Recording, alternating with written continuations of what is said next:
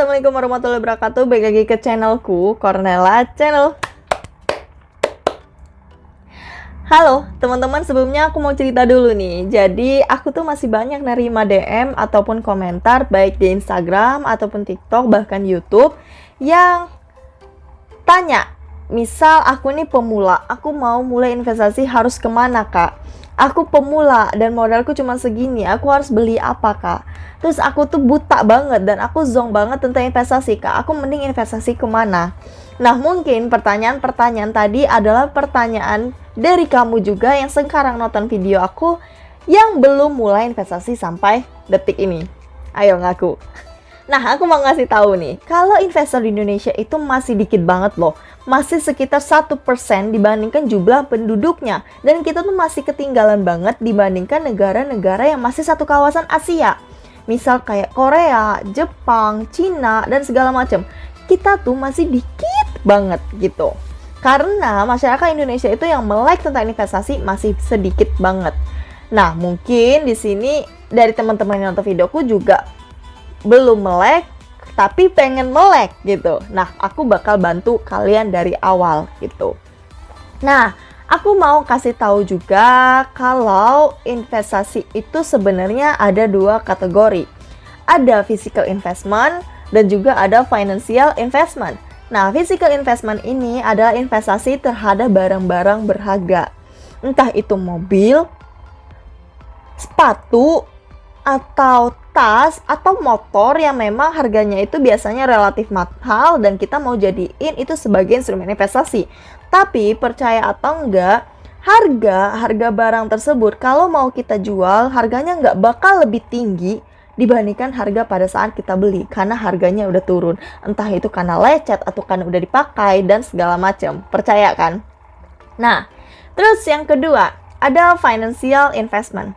Nah, financial investment ini adalah investasi terhadap surat-surat. Misal kayak saham, reksadana, obligasi, suku, dan segala macam. Nah, menyambung pertanyaan di awal tadi dari teman-teman kita yang memang masih kebingungan, aku bakal jawab di video ini. Dan mungkin sesuai dengan judulnya kali ya yang udah kalian lihat. Jadi, kalau aku bisa merekomendasiin, kalau untuk teman-teman calon investor pemula adalah investasi yang paling tepat yaitu reksadana. Kenapa? Nah, kita bakal jabarin di video ini. Tapi sebelum itu aku mau jelasin dulu alasan kenapa reksadana ini muncul. Jadi, reksadana ini muncul adalah karena adanya keresahan dari masyarakat yang bingung atau nggak punya 3 komponen hal ini. Yang pertama, ada waktu. Yang kedua, ada pengetahuan. Dan yang ketiga, karena modal. Nah, ketiga hal ini mungkin dari teman-teman juga nggak punya gitu. Makanya aku bisa merekomendasiin reksadana. Kenapa? Mari kita kupas satu-satu. Yang pertama, waktu. Kalau menjadi investor itu kita harus punya waktu setidaknya untuk mantengin pasar, pergerakannya gimana, terus harganya naik turun atau enggak. Jadi investor itu nggak cuman pasif, kita harus aktif. Nah, tapi itu hanya berlaku untuk saham. Nah, kalau reksadana itu kita nggak perlu mantengin, kita nggak perlu harus ngeliatin HP terus dan segala macam, enggak. Kita cukup top up dan segala macam, nanti yang kelola adalah manajer investasi. Jadi, manajer investasi ini adalah suatu perusahaan atau institusi yang bantu kita untuk mengelola uang kita dengan dibelikan produk-produk reksadana. Kalau semisal produk pasar uang ya entah itu surat utang atau misal deposito. Terus kalau semisal obligasi bakal dibeliin sukuk dan segala macam. Terus kalau saham ya bakal dibeliin saham dari beberapa perusahaan kayak gitu. Nah, terus yang kedua, pengetahuan. Nah, pengetahuan yang cukup ini juga penting loh untuk memulai menjadi investor. Karena kan kita nggak mau ya investasi terhadap produk atau perusahaan yang jelek. Kan di sini tujuan kita adalah untuk memutar uang kita biar bisa mendapatkan return yang lebih dibandingkan deposito bank.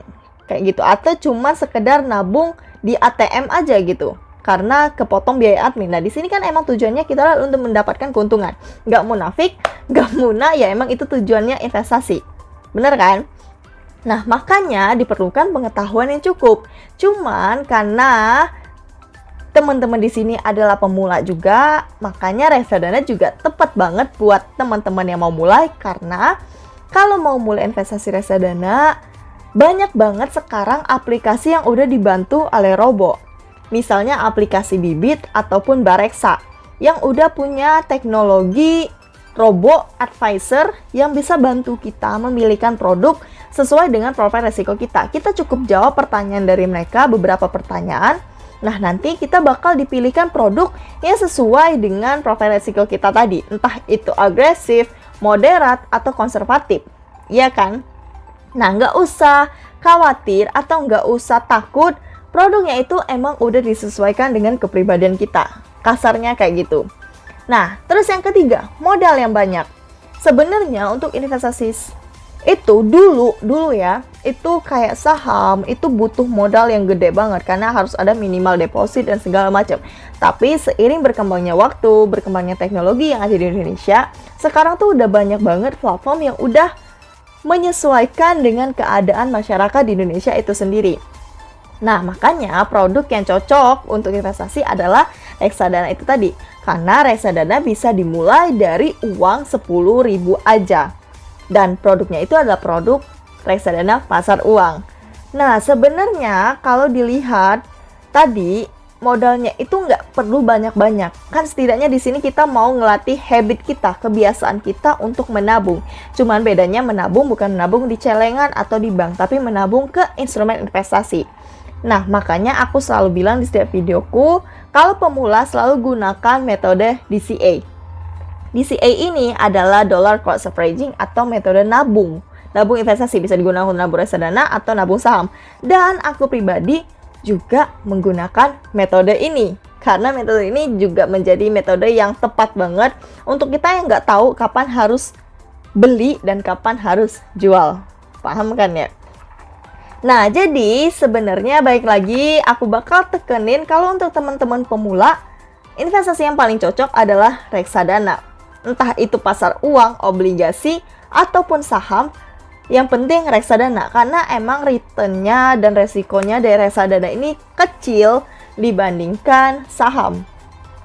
Kalau reksadana itu returnnya kita bisa dapat 9% per tahun, 8% per tahun, atau 12, 13, bahkan ada yang 30% per tahun. Tergantung dengan produknya. Oke. Nah, tapi ingat kalau reksadana ini berbanding lurus banget dengan modal yang kita punya. Jadi kalau modal kita sedikit, return yang kita bakal dapat juga sedikit. Intinya gitu. Jadi kalau modalnya semakin banyak, kita sering beli, ya nanti keuntungan yang kita dapat per tahunnya juga bakal banyak, berbanding lurus banget. Oke, karena aku tahu dan karena aku udah menerapkannya. Nah, sekian video dari aku, setidaknya video ini bisa menjawab lah ya untuk pertanyaan dari teman-teman pemula yang masih bingung banget harus mulai dari mana. Aku bakal tekanin sekali lagi, kalau teman-teman yang nggak punya 3 komponen ini, waktu, pengetahuan, modal, mending pilih reksadana dulu. Sekalian belajar, sekalian mengetahui gimana portofolio itu gimana, terus gimana fiturnya, dan gimana cara beli yang bagus dan segala macam. Latihan aja dulu di reksadana, karena resikonya juga kecil. Oke, sekian video dari aku. Semoga video ini bermanfaat ya. Dan semoga video ini bisa menambahkan insight atau pandangan teman-teman yang sampai saat ini belum juga mulai investasi. Aku tunggu kalian untuk menjadi bagian investor yang ada di Indonesia. Dan mari kita meningkatkan jumlah investor yang ada di Indonesia biar pendapatan per kapita di Indonesia juga makin naik. Oke, see you on my next video. Bye-bye. Wassalamualaikum warahmatullahi wabarakatuh.